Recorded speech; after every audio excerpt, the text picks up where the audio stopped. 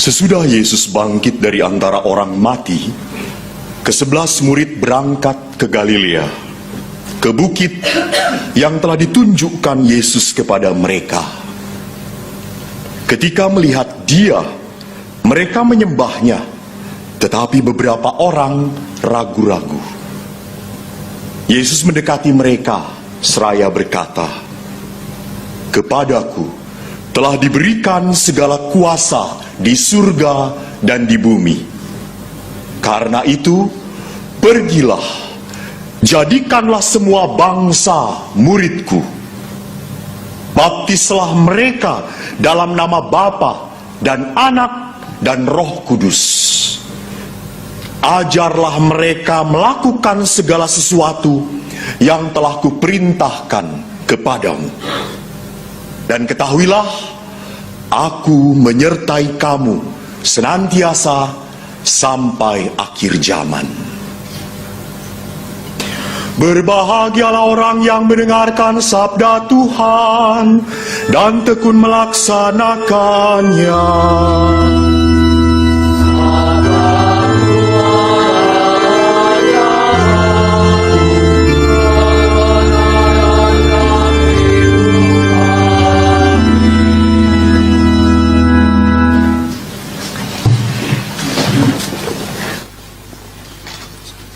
Saudara-saudari yang terkasih, pesan seseorang yang hampir meninggal adalah wasiat yang harus dipegang dan terjadi. Dan pesan Yesus kepada para muridnya adalah pesan Yesus pada kita. Jelas sekali apa perintah Yesus. Di dalam Kisah Para Rasul dikatakan Yesus melarang mereka meninggalkan Yerusalem, menyuruh mereka tinggal di situ menantikan janji Bapa. Apa janji Bapa? Nah ini kalau ngomong di depan orang Katolik ini, antara nggak ngerti dan blow on sama.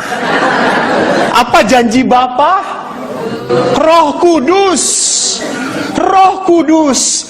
Dan ingat, para rasul menanti di sana bersama siapa? Bunda Maria. Jadi sebelum diangkat ke surga, Yesus memang memberi perintah, jadikan mereka murid-muridmu. Tapi kamu gak akan pernah bisa sendirian. Kamu butuh penolong. Siapa penolong itu? Kalau bukan Roh Kudus. Maka menarik tadi apa yang disaringkan oleh Bruder. Karya kami bukan semata-mata karya manusia. Kalau menurut hitungan manajemen manusia, nggak cucok. You know nggak cucok? Itu bahasa Jerman. Nggak pas. Tetapi kami memanage ini dengan kuasa Allah. Jadi manusia itu harus hidup bukan semata-mata karena realita. Bukan. Romo takut sekarang semuanya keras, ditindas, sehingga kami gak ngerti, gak mau berbuat apa-apa. Ini orang yang hanya hidup karena realita. Kalau Anda punya iman, Anda harus berani hidup karena harapan. Jadi kalau orang hanya melihat realita, kita makin khawatir, makin gak bisa apa-apa, gak mungkin. Kita tidak tahu bahwa ada tangan Allah yang lebih berkuasa dari otak Anda yang maha kecil itu. Sudah maha kecil, kosong lagi. Isinya cuma konsumsi.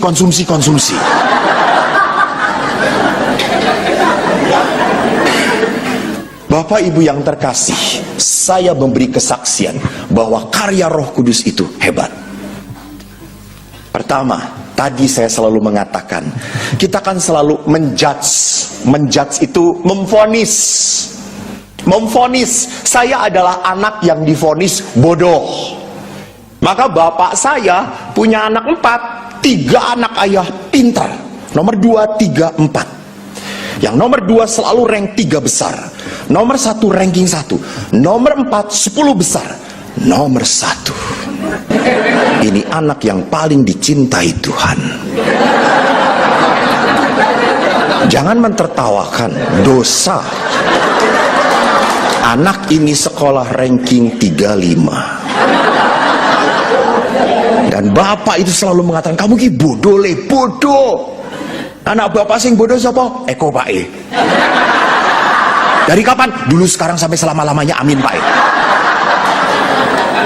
Sehingga saya minder karena dicap bodoh. Saya teringat sekali waktu saya kelas 5, saya ulang tahun. Saya sudah bisa naik sepeda. Saya datangi ayah, ayah, belikanlah saya sepeda.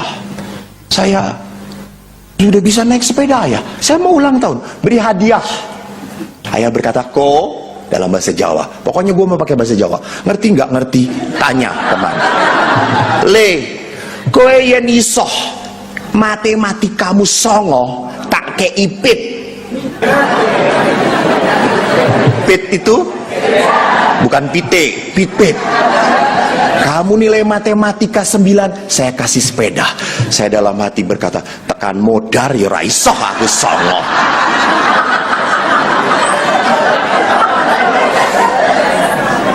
Bulan berikutnya, dan saya tidak dapat sepeda karena saya sudah dijatah oleh Tuhan matematika 3.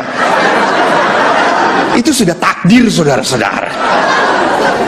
Adik saya datang kepada ayah, ayah, dia tahu bahwa kakaknya minta sepeda. Adik saya itu nyebelin.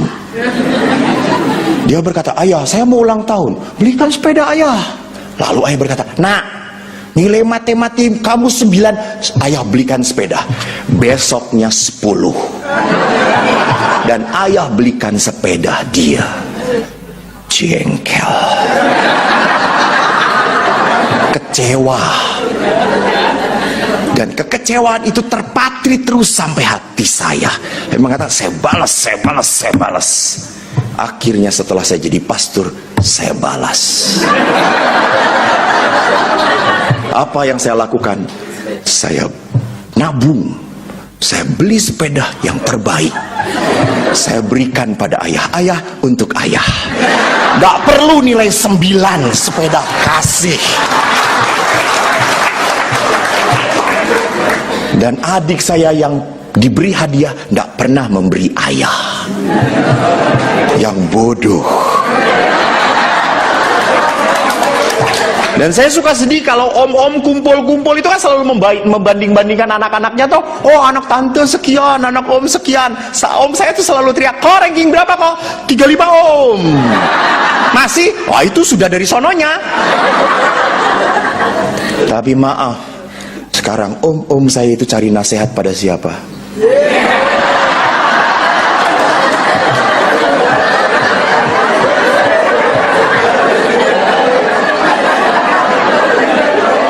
Saudara-saudara, apa yang rendah di mata manusia akan dimuliakan Tuhan. Hiduplah dengan percaya dan harapan. Maka anak jangan dimaki, berkati. Jangan terlalu merasa, kamu bodoh. Lihat seperti bapakmu juga bodoh. Bapak ibu saya, bapak saya itu kan, kamu bodoh. Saya jengkel, bodoh kan anak bapak. Lalu bapak saya ngomong, ya anak bapak tapi bukan turunan bapak. Lalu turunan siapa? Ibu. Lalu mereka bapak berkelahi, bapak bodoh, ibu bodoh, bapak, ibu. Ya udah, ibu bodoh. Karena ibu bodoh, ibu kawin dengan bapak.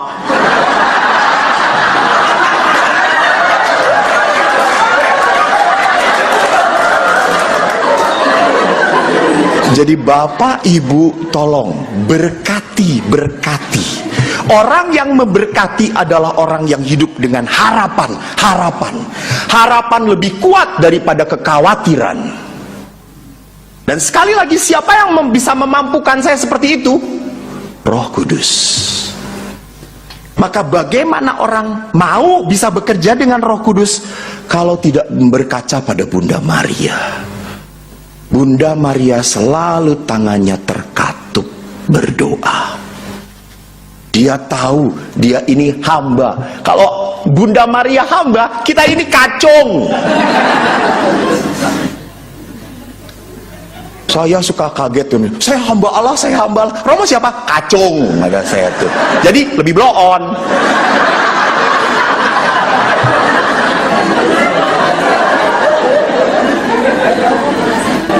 Kesaksian yang kedua, bahwa kalau orang percaya pada Roh Kudus, Roh bekerja. Saya memberi retret di Australia, Melbourne.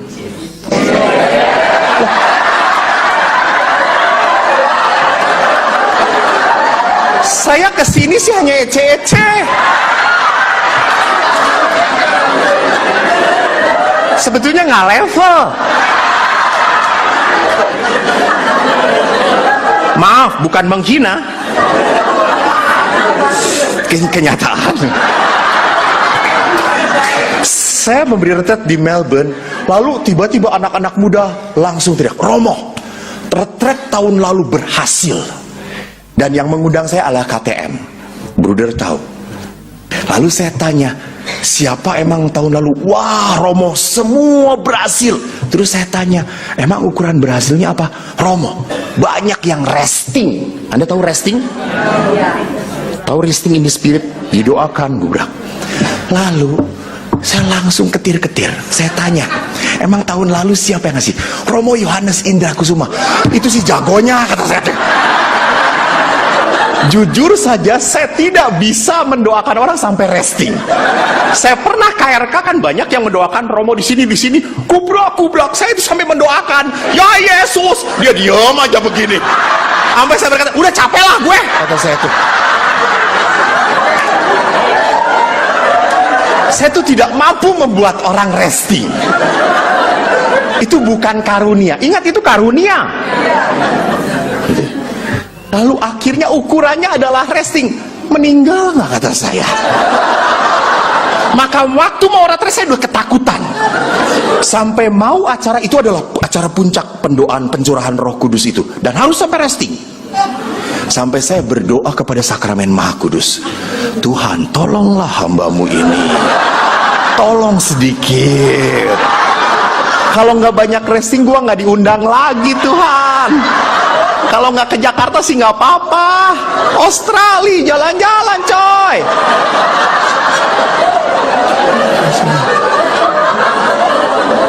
Tuhan, kalau nggak ada yang resting, saya nggak laku. Tuhan tolong gitu. Saya sampai capek doa, Tuhan semoga mereka resting, semoga mereka resting. Lama-lama panitia sudah berkata, Romo sudah mulai pencurahannya sekarang. Terus saya berkata, ntar dulu gitu. Saya belum mantap, kata saya. Lama-lama saya doa makin capek toh ya. Lalu saya berkata, ya Tuhan sudahlah, kalau mereka tidak ada yang resting, saya sajalah yang resting, kata saya. Jengkel nggak, ngatur Tuhan itu susah. Lalu akhirnya pada saat acara pencurahan ada mesdinar sebelah saya. Mesdinar sudah berkata, Romo mulai sekarang saya akan merem. Tiba-tiba, Tuhan saya takut. Saya nggak ngerti. Tiba-tiba saya berpikir, oh ya, akhirnya apa? Oh bukan, saya rubah. Saya deketin mesdinar. Kita rubah. Mereka jangan maju satu-satu. Mereka diam. Lalu Romo bagaimana? Saya mau bawa Sakramen Maha Kudus. Kalau tidak ada yang resting, salahin Sakramen Maha Kudus.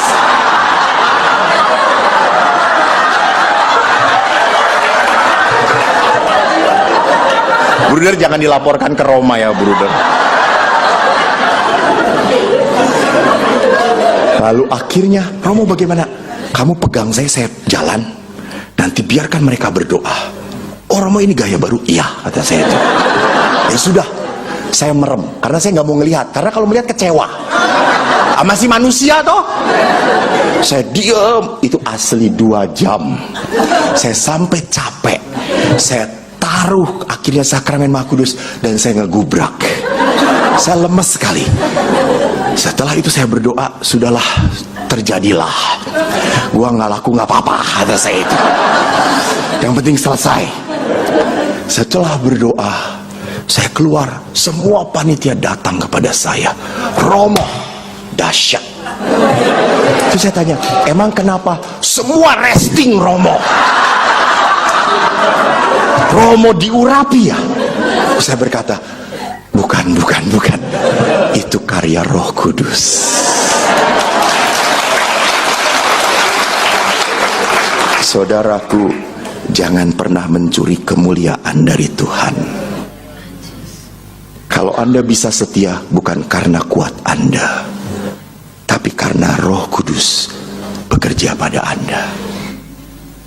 Mari kita memulai novena, agar pada saat hari Pantekosta nanti, Roh Kudus pun tercurah atas hati kita. Kalau Anda selalu mengeluh, saya tidak bisa, karena Anda tidak mengandalkan Tuhan. Hiduplah karena percaya, karena berharap, bukan terlalu banyak melihat ketakutan.